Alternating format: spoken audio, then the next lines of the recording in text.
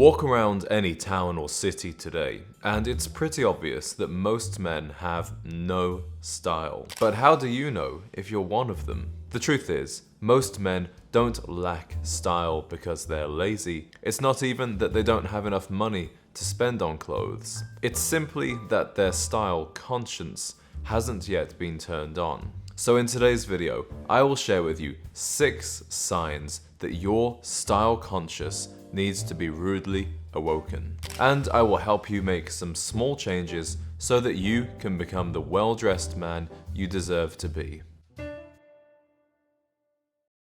The first sign you have no style is you don't have a tailor in your contact book. Having clothes that fit correctly is the most important aspect of style. Us men, we need clothes that flatter and enhance the body.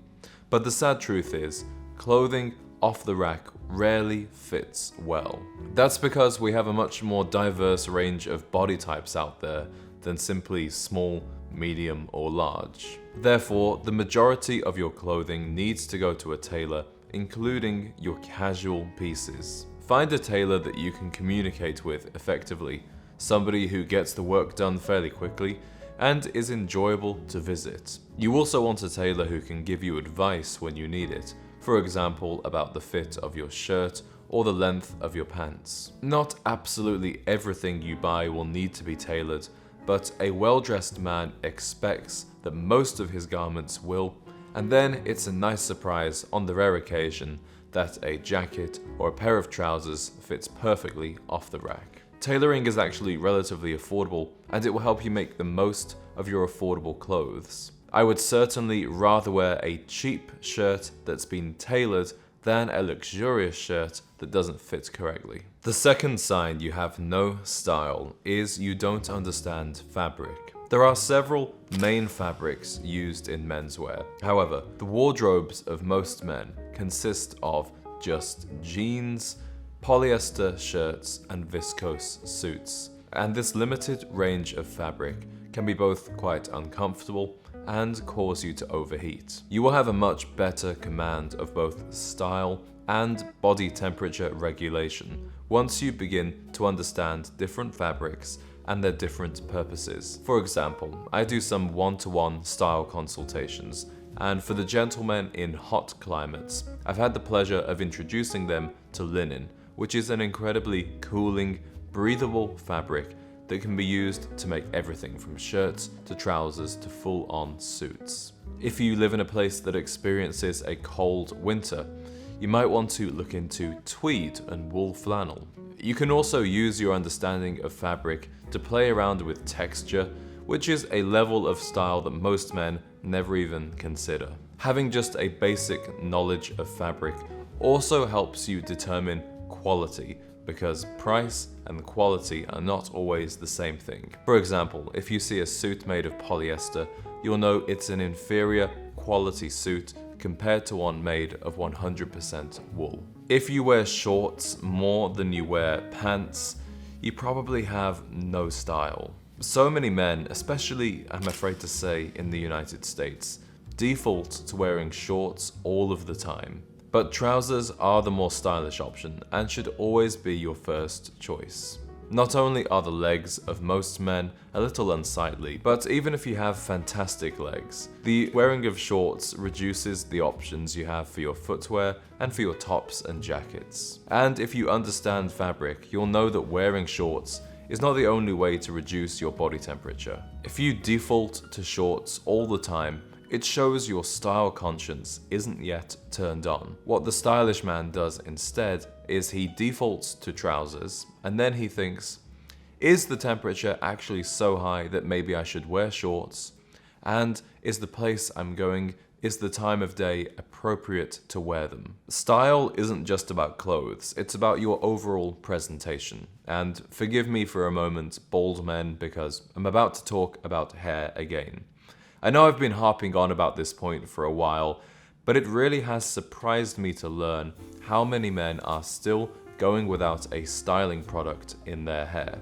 Every well-dressed and well-presented man should intentionally style his hair in the morning, and to hold that style in place, you need some kind of product like a wax, pomade, or styling cream. And I encourage you to experiment with many different products until you find one that's right for you. If you prefer a matte finish, then something like a clay is going to be more suitable. If you like something a little more slick and old-fashioned, as I do, then perhaps an oil-based pomade. I also encourage every man to have a very clear idea of what his hairstyle is. When you go to the barber, don't be vague when you're in the barber's chair about what you're after. You need to have a very clear idea of the hairstyle you want in mind, and even bring them a photo to show and demonstrate it. I do believe that once you start taking care of one part of your physical appearance, it's likely that the others will also soon improve. It's quite rare that you see a man in a really sharp outfit walking around with his hair like he just got out of bed. Another sign that you're a man who lacks style is that you don't own a full-length mirror. An outfit is one cohesive look made up of several complementary pieces. And to understand if they all work together, you need to see this as one. This will help you turn on your style conscience to see it all together in the full-length mirror. Personally, I have 2 full-length mirrors. I've got one next to my closet in the bedroom, and then one next to the front door and my shoe rack. I find that the full-length mirror is particularly helpful when it comes to picking out the right pair of shoes for your outfit, and also in the winter picking out the right overcoat and accessories like a scarf. Now, a very experienced, well-dressed man can put an outfit together in his head, but as a beginner, you need to see the whole thing and figure out sometimes, actually, these shoes don't work with this outfit like I thought they would. And as you create your outfits, I highly encourage you to take a photo and post it to the Gent Z community, where you can get feedback from other well-dressed men. The final sign that you are a poorly dressed man is that you default to sneakers. Now, I mentioned shorts earlier in this video.